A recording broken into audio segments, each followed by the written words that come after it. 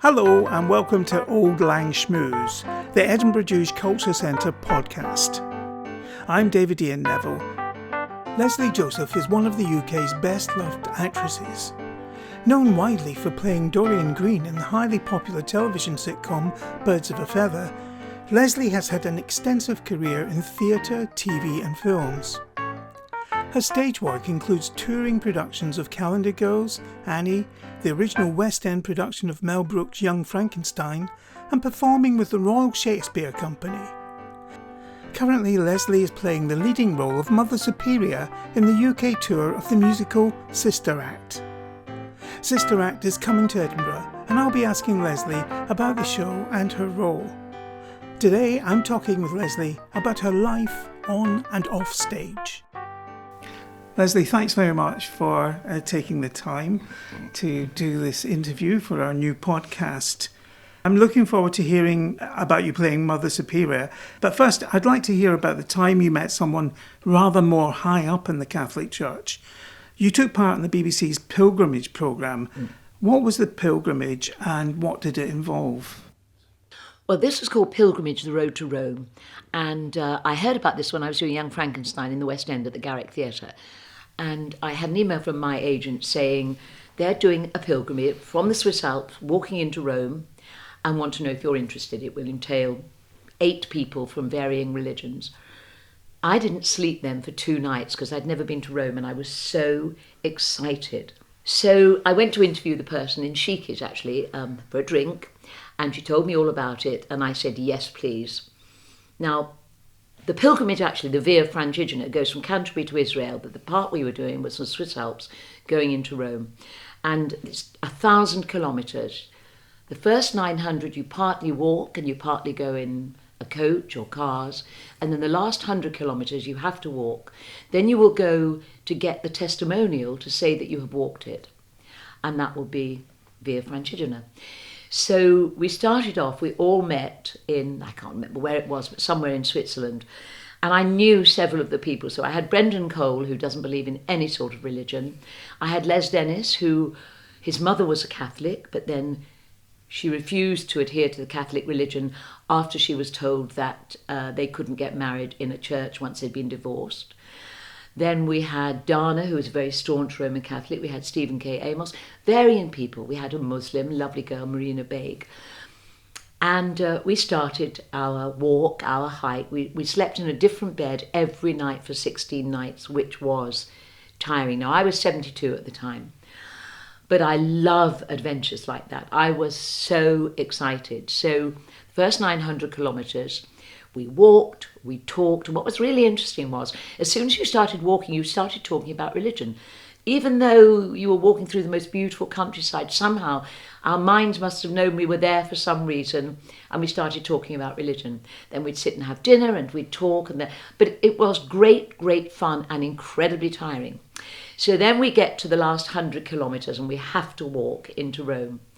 That was quite hard. One day we'd walk 15 kilometres, 22 kilometres. So we get to Rome, and I can't tell you how excited I was.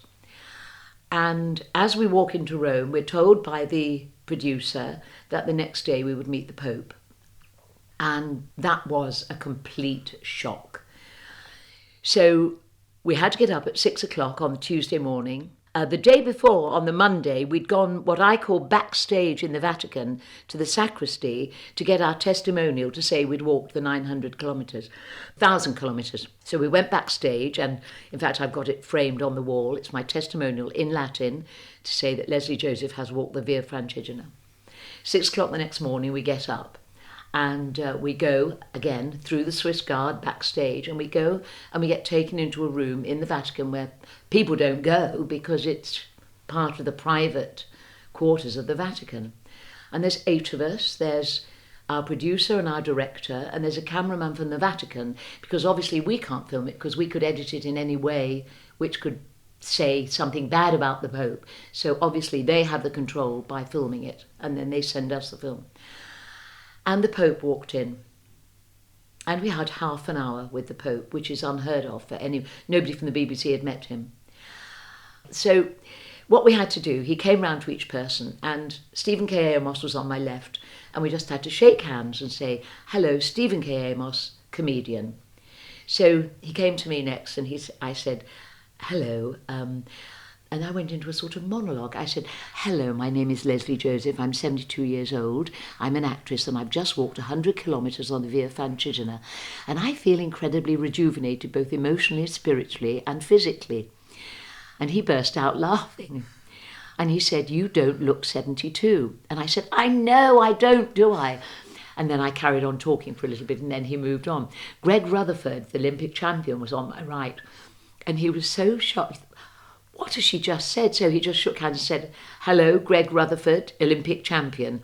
Got to Les Dennis, and Les Dennis said, hello, Les Dennis, actor, comedian, and my mother is your greatest fan.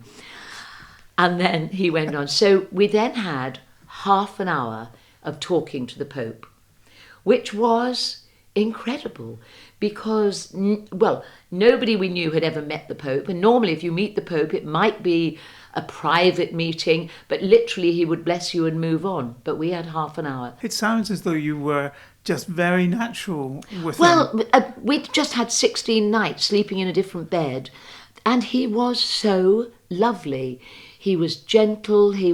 Stephen K. Amos asked him his the church's feeling on homosexuality, and he was very generous about this. He said, this is an inclusive religion. Everybody is welcome. It was an extraordinary conversation. At the end of it, then, he came round and gave us a medal. He had 2,000 printed to celebrate 6 years in the papacy.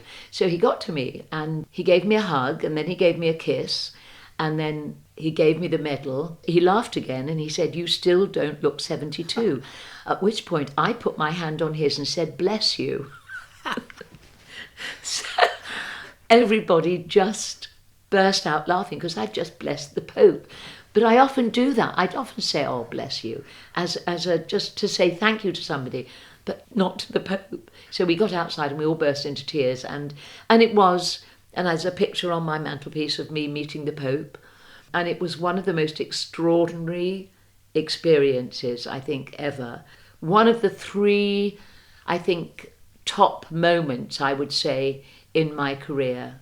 Can I ask you, as a 72-year-old young lady, a young Jewish lady, did that have any impact on your feelings going into the Vatican and then meeting Paul? I find it very strange. Yes, I'm Jewish, but I'm not really a practicing Jew. My mother came from one of 12. Her father, Abraham Mundy, ran the Jews' temporary shelter in the East End that welcomed people into the refugees, immigrants into the East End. My great-grandfather was a man called the Kamenitzer Maggid, who was a Maggid from Kamenitz, and came and he would stop the whole of the East End and people would go to hear him talk. I think Abraham Mundy is buried on the Mount of Olives in Jerusalem. It's a Jewish family. I was brought up being Jewish, but I've never adhered to it, except I do in many ways. Maureen Lipton and I, who were at drama school together, often go on Yom Kippur. We'll go to maybe Bevis Marks in the East End because it's all lit by candlelight and is beautiful. And I love the atmosphere in an old synagogue. And I find going into churches incredibly beautiful and going into cathedrals. At the moment, I've been doing Sister Act for a year. And I find religious buildings incredibly beautiful. So on my tour that I've just been doing, I will always go into the cathedral or a local church. And I always sit there and I always say a silent prayer for my mother and father, my brother who passed away a few months ago. And it's not that it's Christian or Jewish, or I find it's just a moment of reflection, of sitting there in the mad world that we live in, just peacefully, and just letting my thoughts go on to those people who shaped my life and who I've now lost. And I will often light a candle for my family that I've lost and for one or two other people that I always light a candle for. So I find it's difficult to say, really. I won't say that, oh, that's Catholic and I'm Jewish, therefore I won't get involved. I am involved, and I find that on the pilgrimage, I think that for me it was sharing with other people, with living with other people, with sleeping in dormitories. You know, we slept in dormitories with nearly everybody, all the girls, all the boys, and sometimes we all slept in dormitories together. There'd be 14 of us in bunk beds, and and so it was the experience, and that was a Catholic experience. And one of the questions I asked the Pope was, this is obviously a Catholic pilgrimage, how do you feel about me being Jewish, etc.? And he said, we want everybody of every faith to open this pilgrimage out to man, because I think the Compostela, there are many more people, but I think the Via Francigena is quite a hard pilgrimage, in so much as you'll go through ancient forests where people haven't been for years. And it's not the easiest of pilgrimages. And I think he just wanted people to walk that road to Rome, of whatever religion. I'm sure he would like many Catholics to do it.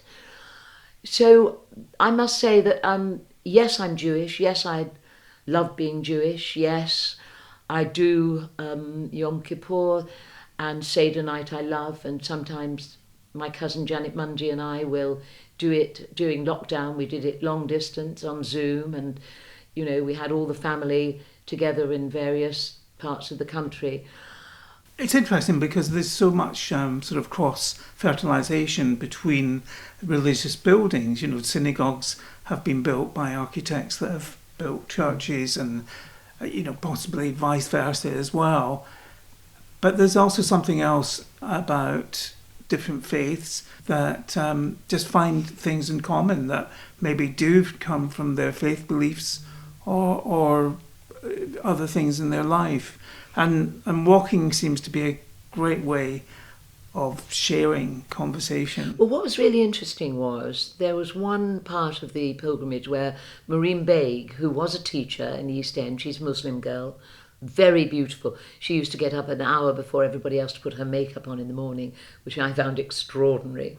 And she had very long nails, but she was a practicing Muslim. And she and I would walk together, and we'd bump into two other pilgrims walking together. This was fairly near Rome. And within 3 minutes, we were talking about religion. I suppose because when you're on something like a pilgrimage, you would say to them, what brings you here? Why did you want to do this pilgrimage? Was it just that you wanted to exercise your body and do a long walk, and therefore this was sort of structured? Or was it you took the religion side of it seriously? Or so we would talk about it, and some people would say, I'm a relapsed Catholic, but this has always been something I wanted to do. It was on my bucket list. And very often it wouldn't be that they were particularly religious people.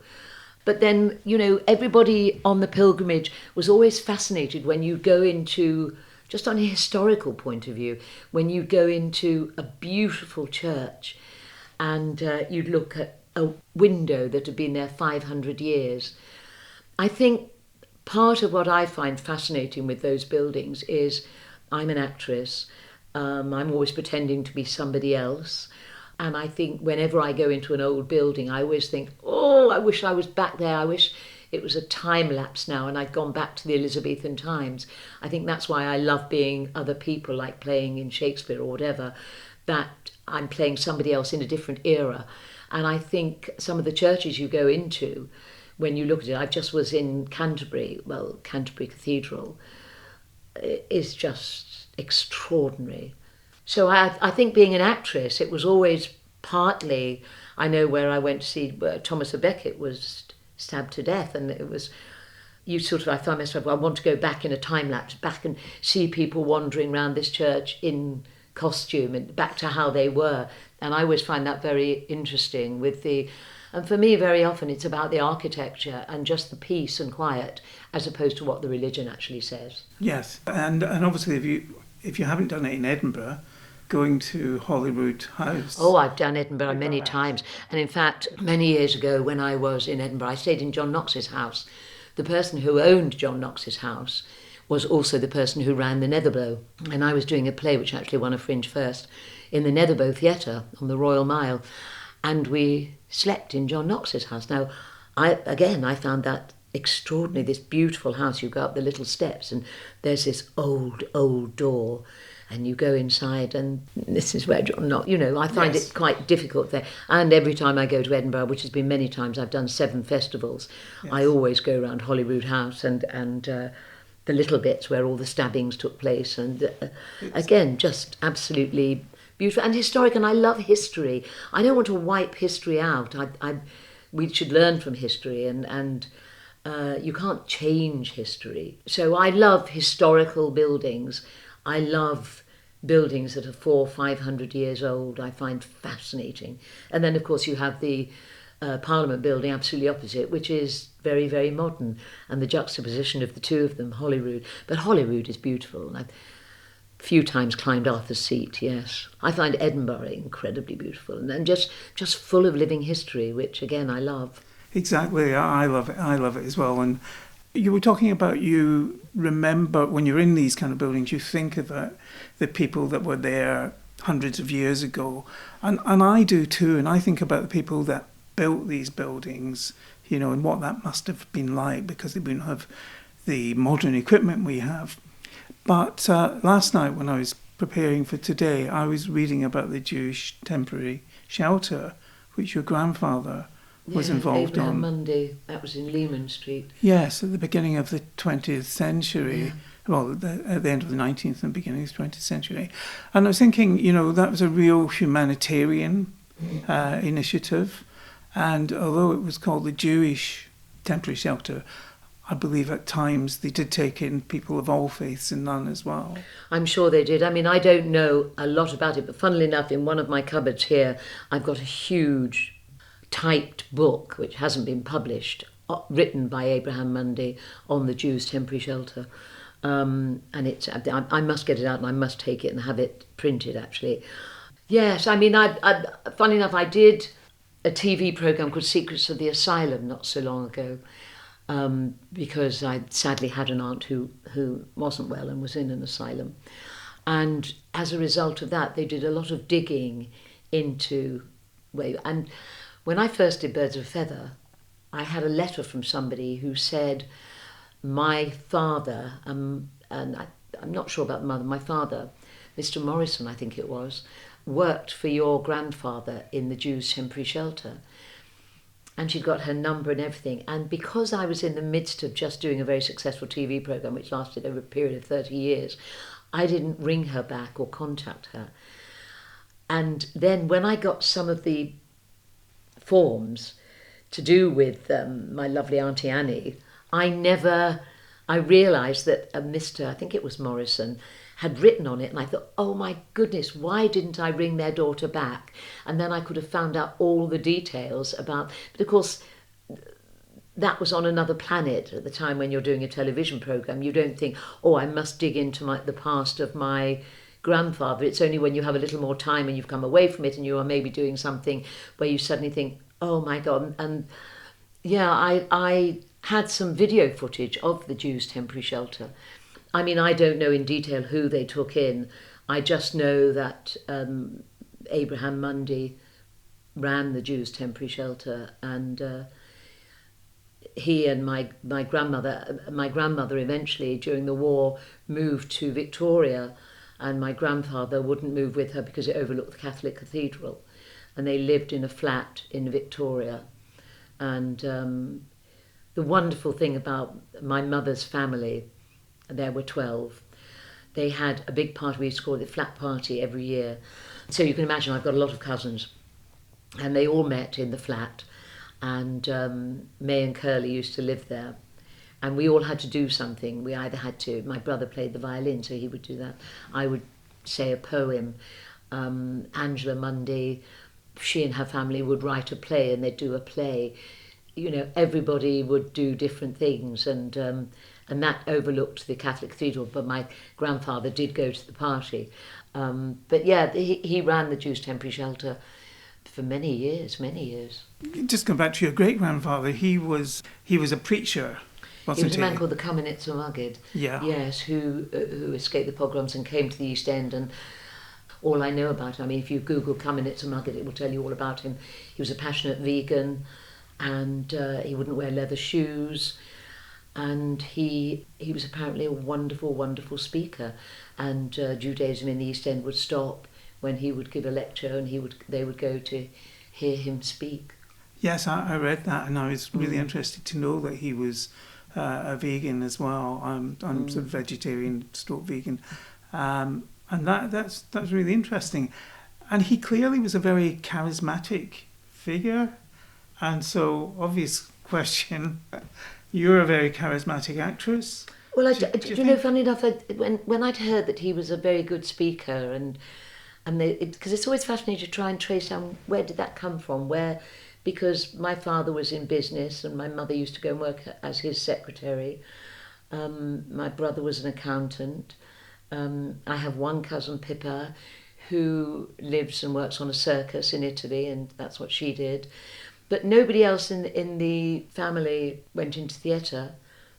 So where did that begin for you? I mean, when did you start thinking about when that? I was 4, I think I announced I wanted to be an actress when I was 4, and I first trod the boards when I was 7 at the New Theatre in Northampton, where I was brought up. I was born in Finsbury Park and came to London when I was 2.5, just after the war.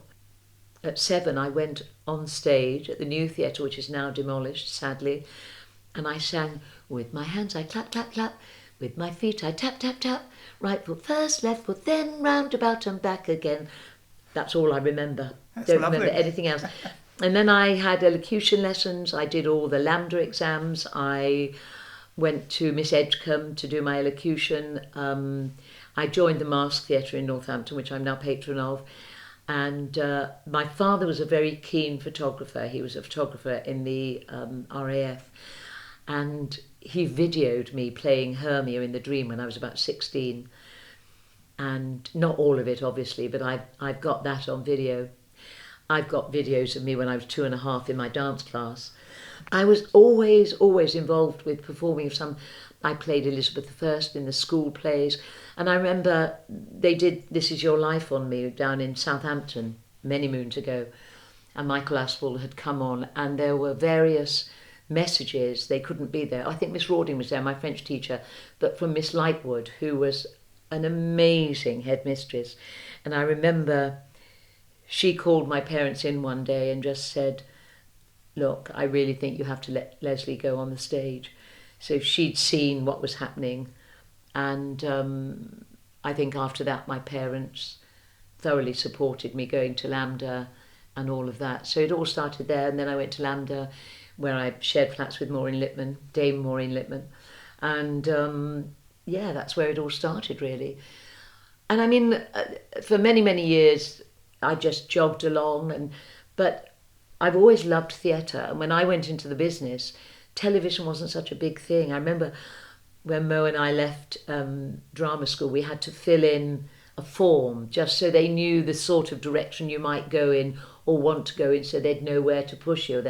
And it said, "Would you ever do a commercial?" And we said, "Absolutely not. I wouldn't do a commercial. I came into this business to be an actress." Well, of course, within 5 years, you're thinking, "Oh, give me a commercial." I did a load of commercials. Summerfield, I remember, they were little plays almost. But of course, when I started in the business, there weren't all these streaming channels. We didn't have Netflix. We didn't have Disney channels. We didn't any of that, And also in those days, there was rep. So you went to rep to learn your business, and you learned your craft in repertory theatre. And you had to work in the business before you could get an equity card, before you could go into the West End and do television. So it was a very different structured business to the one it is now. But yeah, I mean, I feel I've done all right. There are a lot of things I don't feel I've done yet. But when I was talking earlier about the pilgrimage road to Rome, I mean, the 3 big moments, I suppose, 4, I did Strictly Come Dancing at 71, for example, which was an amazing experience. I did Young Frankenstein in the West End, and I spent, well, I'll tell you about that actually. Yeah. So I spent 3 months with Mel Brooks, who we know is Jewish and is a genius. And I think he's one of the only people that have won an Oscar, an Emmy, a Tony, and whatever the other one is. It was interesting. So my agent sent me a thing saying they want you to go in to do a workshop to talk about doing Young Frankenstein, to play a character called Frau Blücher. So I went along and I did a 2-3 hour workshop with various people, with a choreographer, pianist, director, casting director, various people. And I read the words and I sang the song, and then at the end they said, would you mind if we send this tape to Mel? And he was going to come over in a couple of months and meet people, but he wanted to see the people before so he knew who he was meeting. So I said, no, not at all, and then I went away. And I really didn't think about it all that much. And then as the week went on, I thought, oh, they've sent the tape over and we haven't heard anything back. Oh, well, he probably doesn't like me then. The week went, probably doesn't like me. And then on the Monday afternoon, I thought, I'll just ring my agent and see whether that's a complete no or whether he might want to see me when I come in. So I rang my agent and I said, I haven't heard a word about the tape that we sent over. Do we have any feedback? He said, no, but I'm thinking very positively. And then that afternoon, I was sitting in my car, driving, and the phone rang, so I stopped the car, answered the phone, and he said, Mel Brooks isn't coming over now. I said, oh, okay. He's not coming over at all. Oh, okay. Right. Oh, well, we tried. He said, but they'd like to offer you the part. And it took me about 5 minutes saying, what do you mean? Sorry, what do you mean they're going to offer me the part? I don't understand what you're saying. They're offering me the West End for Frau Blucher to work with Mel. But they're offering it to me without meeting him. Yes, Lesley, calm down. Yes. I wasn't allowed to tell anybody. Obviously, I told my family, my kids and everything. And I had to keep it secret for about 6 months. So I hadn't met Mel because that was way in November and I'd got a Strictly tour to do and all sorts and pantomime and everything. So then they arranged that Mel was coming over and would like to meet me and Ross Noble, who was a comedian, who was playing Igor. So they arranged to meet at the Savoy. So I went along to the Savoy, incredibly nervous, because he's a legend. And Ross came along. And Ross always wears tracksuits or something very informal. He never wears suits. And he suddenly realised on the way talking to his agent that he was going to the Savoy and it probably wasn't good to turn up in a tracksuit. So he went into a gentleman's outfitters and bought shirt, tie, belt, trousers, new shoes, everything. Put them on, walked out, left all his clothes in the gentleman's outfitters, forgot to bring them. So arrived at the Savoy in clothes he'd never worn before. He probably even had a label on inside the jacket or something. By the time he arrived, I'd had 2 champagne cocktails because I was so nervous. He wasn't drinking. Mel Brooks arrived. I was feeling quite merry. So Mel arrived and, hello, everybody. Lesley, what do you want to drink? So I said, oh, Mel, thank you. I'd love a champagne cocktail. You're killing me. You're killing me. I said, oh, it's all right. I'll pay for it. He said, no, the one thing I've got is money. So I had about 5 champagne cocktails. It was incredibly merry. And that was an extraordinary meeting. And we heard all, I've got pictures galore. So about halfway through the meeting, when I'd done the tour of Strictly, I had a picture taken backstage in underwear, not particularly showing everything, but I was sitting in underwear waiting to put my costume on. And I was smoking a hairbrush with a short bob pretending to be Cheetah Rivera. So for some reason, I took that picture out and showed it to Mel. I've not a clue why I did it. He got hysterical. The producers all got hysterical because I'd obviously had too many. I'd had 5 champagne cocktails, which are very strong. And then Mel and I became friends. He was a good friend. And he didn't direct, he would come over. We started Susan Stroman, who again is a Broadway legend. She's just doing Crazy for You, which is on in the West End at the moment. And she directed it. And we didn't see Mel until the 3rd week, and then we had to do a read-through. And that was fairly terrifying because I'd heard afterwards that if he didn't like you in the read-through, he would very gently get rid of you. Every line I said, he would question. There were 2 of us, Patrick Clancy and I, and he was playing the hermit.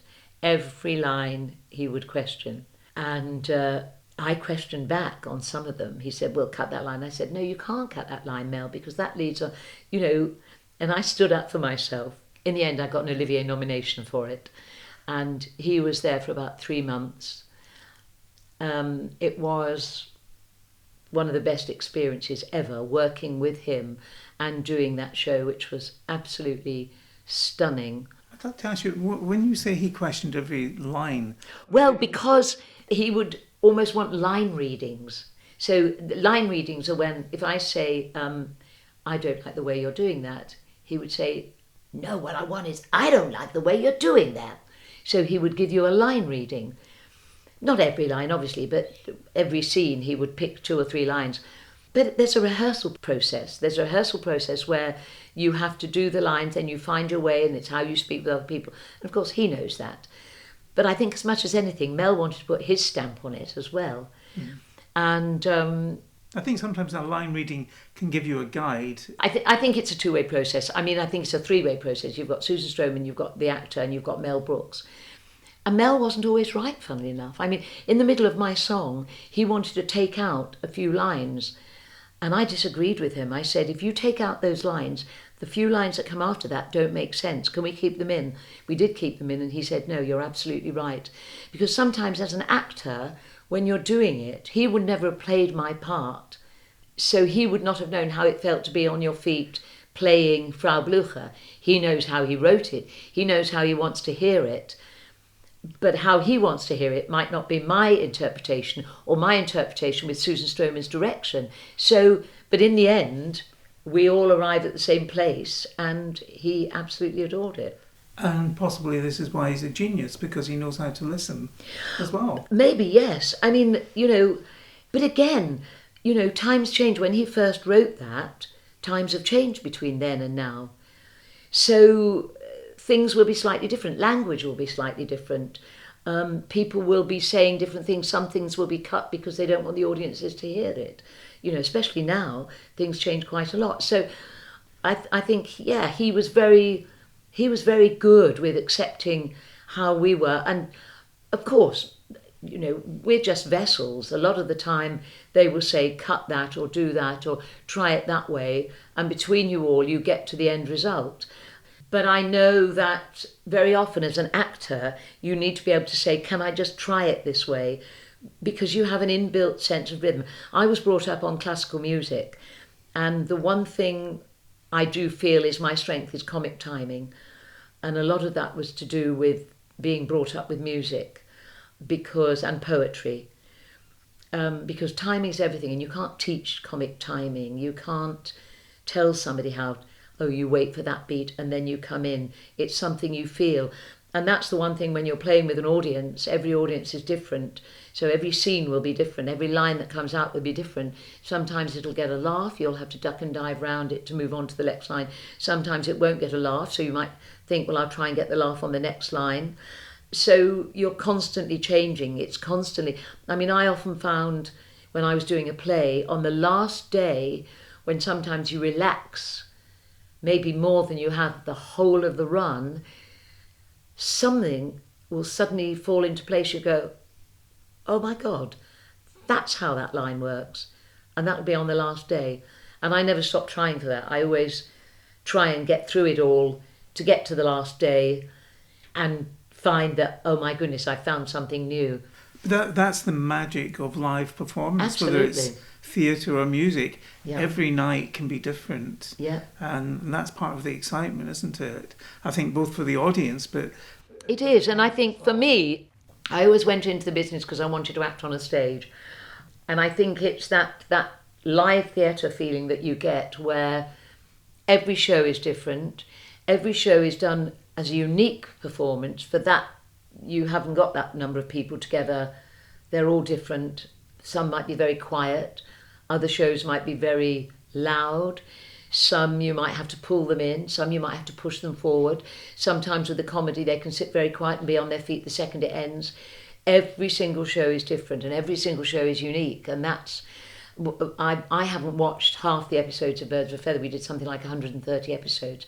I probably haven't watched half of them because that's done then. You can't alter it. And sometimes I look and say, oh, should have done that. But you can't change it. Whereas theatrically, if something goes wrong one night, you can change it the next. And of course, touring, every theatre is different. Every theatre, but also very different. Glasgow audience, for example, can be wonderfully riotous. So you take, as we did, Sister Act to Glasgow, it's a riot and it's glorious and it's absolutely people having the best time ever. You play that with maybe Southampton and that would be a very different experience. And each one is unique and each one is as good as the next, but it's just a different reading of where you are in the country. You don't alter the performance, but how they respond will alter your performance, because some scenes you might need to drive through, others something will get a very big laugh, therefore you have to hold back and wait till it drops, find out when you ride the laugh, when you cut in and that sort of thing. So it's all technique. That's where I think learning, I mean drama school will do a certain amount, but in the old days with rep, where you had to do, I never did weekly rep, but I did go, we opened the Northcote Theatre, for example, in Exeter. So you'd go down there and you'd do various things in repertoire. A lot of people don't have that learning process now. And a lot of people will come out and want to be famous immediately.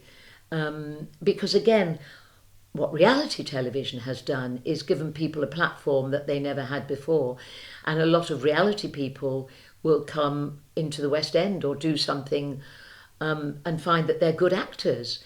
And they've never particularly gone in to be an actor, but they really can act.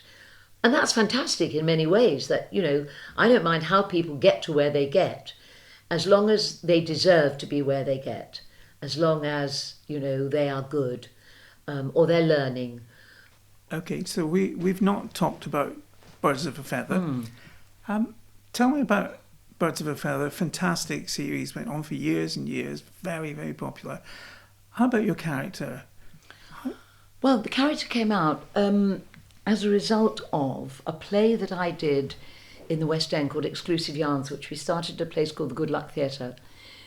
And I was wearing a very, very tight white suit with huge hair.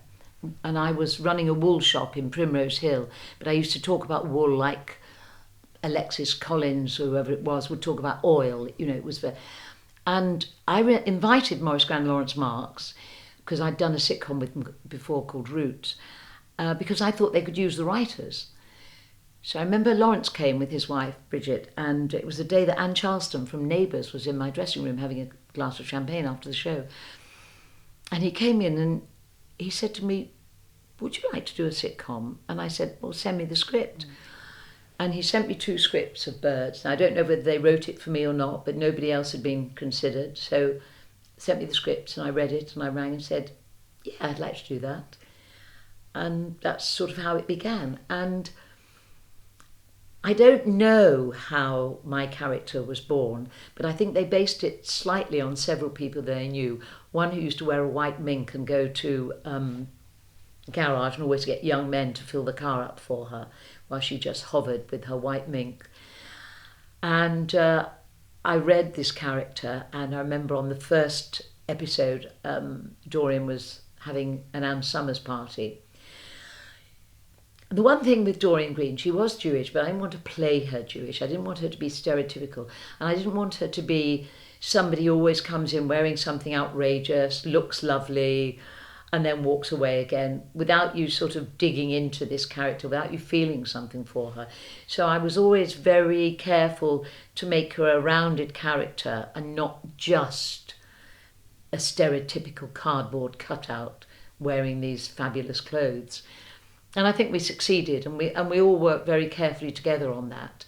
That it was very much something that, yeah, you just wanted to be a rounded character. I remember when I first got a message from the Jewish Ladies Guild in Chigwell to come and do a talk at their annual lunch, and I thought, oh, I've been accepted, hooray, hooray, hooray. Yeah, it was fun to play Dorien, because I don't know that there are many Jewish characters on television regular. And of course, you know, when we started in the early days, as I say, at one point we were playing to over 20 million people. You just don't get that now. But we continued to have a regular audience until we stopped, 3 years ago.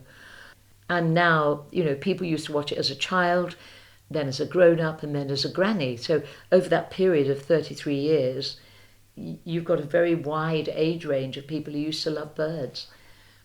And the first time I ever met Pauline and Linda, we all went to the Ritz. And I always remember because Pauline was wearing trainers, and they got given a glass of champagne and filled it up with water. It was just, Linda and I were talking about it the other day. Do you remember our first meeting in the Ritz? And of course, they've known each other since they were about 8 or 9. So that was quite weird coming into people who knew each other so well, but we all got on like a house on fire from the word go. And I think also Birds of a Feather was, other than the Liver Birds, where there were 2 main characters who were women, I think it was the first time that 3 women had run a show. So that was quite important, very important in fact, that it was the women who were the driving force in it. And you know, I mean, we're so used to switching on television, seeing big board meetings with 20 men and 1 secretary and 1 older lady. So I think that did a lot.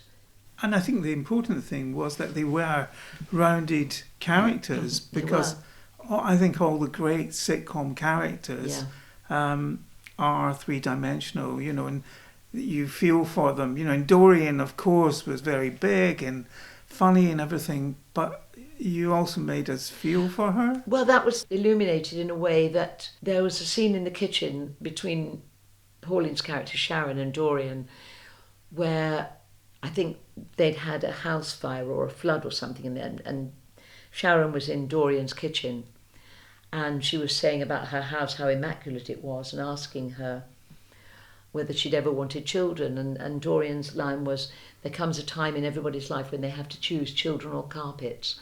I chose carpets." And I said to the director, would you then just keep 5 or 10 seconds on Dorien's eyes afterwards, so you see she's saying I chose carpets, but what she's thinking is something else, but she didn't want to lose her body and all that. Then as the series went on, you found out she had had a daughter and all that. But it was moments like that you just wanted to, let's just not say the funny bit, let's actually see what's going on underneath and see the real person. So we were always very careful to make these characters very rounded characters. And you had some episodes which had quite serious bits as well. So it was almost like a soap sitcom. So you've been an actress a long time, you've worked very hard, then suddenly you're in a sitcom that is such a huge hit and you're suddenly really well known. How have you managed to deal with that? Are you comfortable with being recognised? I've lived with it for 33 years now, and that's absolutely fine. I remember my father was alive and he said to Maurice and Lawrence on the recording of the first episode, "Do you think this will work?" And Maurice said, "We'll still be here in 10 years. And here we are 33 years later. You know, we had a big gap in the middle of 9 years, but then we came back to ITV. So, yeah, I mean, it was interesting. It was a gradual thing, really. Well, I say gradual, it wasn't gradual, but when we used to go out to over 20 million people, and you don't get that now. 6 million is good ratings. But yeah, I think you gradually learn as you go along, and I mean, to be honest, if I never worked again, I'd be very happy. But I do feel that there's a lot I haven't achieved, and there's a lot that people don't know about that I could do, and there's a lot of serious stuff in there that I would still love to come out. Is there any particular part that you'd love to play? Well, you see, I love Chekhov, but nobody does Chekhov now. I did Chekhov in the older days. And yeah, I would love to do some more serious drama, but I always end up in musical comedy. I think, yeah, I do love comedy. See, I love pantomime because I love working an audience. And pantomime is a bit like you're a singer, you're a dancer, you're a stand-up comedian, you're a serious actor. So if you play something like The Wicked Queen in Snow White, for example, you can make people laugh and you can go with them and you can answer back. And I love it when people shout things out and all of that. And then you suddenly pull the strings in and you get really nasty and they have to start. And I love that, manipulating an audience, and that's what you do. And that's what I do in Sister Act in a way, because you'll be doing a scene and it'll be a funny scene and then suddenly you'll pull it in and you'll get quite serious. And it's that working with an audience that I've always loved. And I think I found musical comedy. I think my first musical was The Boyfriend, and I played Hortense. And from then on, somehow I've always radiated towards musical comedy, and Sister Act is just one along that path. It's just, yeah. But I there's a lot I haven't done, and I would love to. So I would love to be able to. I've never worked at the National or the RSC, and part of me would think, oh, I'd love to go and do something there. But, there's time. Absolutely. And meanwhile, Sister Act, for people that haven't seen the film or don't know the musical, what's it all about? It's a musical. The music in the stage is very different to the film, because the film were all generic songs that they've taken and put in there. Ours are all written by Alan Menken, who's a Disney genius. Tale as old as time, Beauty and the Beast and all that, all Alan Menken. And it's about a singer called Dolores Van Cartier, whose boyfriend is a gangster, and she witnesses him killing somebody. And the man that she sort of fancied years before and who still fancies her, Eddie Souther, who's a policeman, offers to hide her somewhere that he knows there she could be safe. So he takes her to the convent, which is run by Mother Superior, which is the part I'm playing. And she goes into the convent, and they don't know how long it's for. So you have the first scene where Mother Superior explains to her what living in the convent will be like, and she has a song, Here Within These Walls, where she says this is a sanctuary. And it's one of the most serious songs in there. And she comes into the convent, and it's about the meeting of these two worlds, and well, three worlds really, because you've got the gangster world and her world on the outside. You've got her world that she lives inside the convent, and the convent world. And it's how she gradually understands how the convent works. It's a beautiful musical. It can be quite moving in parts. It's very funny, and we've been touring it for a year. And I don't think we had an empty house. I don't think we had anything other than a full performance every single show. It's one of those, people know it from the film. And I think after the pandemic, it's one of those shows that you'll go and see, and you will come out feeling enlivened. You will come out feeling happy. You will dance out the theatre. It's such a feel-good show. It really is. For me, I love it because it's a serious part in a musical comedy, but I get to do a bit of both. There's a funny number, there's a serious number. Yeah, I get quite tearful, funnily enough, at the end, when we sing the song at the curtain call, and you always, normally, everybody's on their feet. Normally, everybody always in a musical sings a couple of verses of something. And there's a song called Raise Your Voice, which comes at the end of the first act, because Dolores, I failed to mention, takes over the choir, and the choir are dreadful. She takes them over and she teaches them how to recognise their own voices, their own skills. And it's about a 5-minute number, and it's called Raise Your Voice. And by the end, they're all singing brilliantly. And that always almost stops the show, because people just love it. So we sing a verse of Raise Your Voice, and you wave your hands over your head, and the audience are all waving their hands over your head. And I think coming at the end of lockdown, when I came out of lockdown, I did a pantomime down in Southampton. We only managed to do 5 shows. And this was during the pandemic. This was before it was lockdown. This was 2020. And there was a song at the end called Pantoland, which had been rewritten to sort of try and explain pantomime to the audience. It was redoing the sort of song that you do at the end of a show to explain the wonder of pantomime to people in the situation they were then in. And we found we could barely sing it. We were internally crying, because it was the end or the beginning of a terrible time when we could have lost so many theatres, and we did lose theatres, and a lot of people moved out the business. So I think doing Sister Act now, having done it for a year at the end of the pandemic, it's quite emotive to a lot of us that, my God, theatre's still there and people are still supporting it. And that is just a wonderful feeling, because it's the world we know and the world we work in and love. The Sister Act company have been amazing, a really wonderful company. And there have been lots of times when people couldn't make it because of illness, because of death, because of, all sorts of reasons. And understudies will have to go on, and the company will have to rejig all their performances. And it's been a company which has been there for everybody else, and sometimes you have to rely on the company picking you up and throwing you along, if something hits the ground and goes wrong. Or very often you can get what they call a show stop, which is when it grinds to a halt. I remember when we were doing, I think it's only happened once with Sister Act, when we were doing Young Frankenstein, we had there was a big cart, roll, roll, roll in the hay, which Summer Strallen used to sing with Igor, and it was sort of bumbling along, and then it had to go back, and it got stuck, so the curtain had to come in, and Ross Noble and Hadley Fraser, who was playing Young Frankenstein, went in front of the curtain and entertained people for about 20 minutes. And it was the night when Mel was there. Mel loved it so much, he wanted to keep it in every night. I mean, he wanted there to be a showstop every night for them to go, and, that's the sort of man he is, but of course we couldn't do that.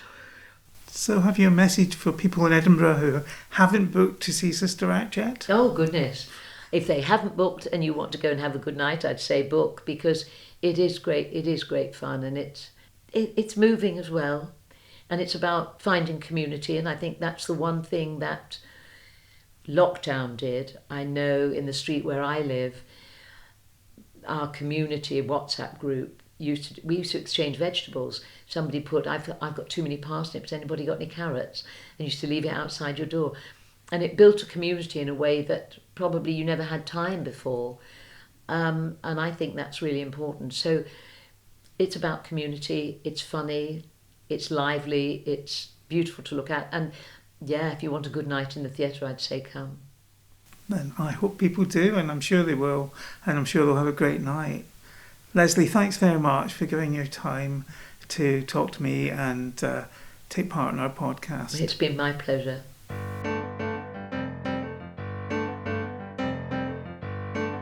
Thank you for listening to Auld Lang Schmooze, the Edinburgh Jewish Cultural Centre podcast. If you want to sign up to the Cultural Centre's newsletter and keep up with events online and live, go to our website at www.jcc.scot.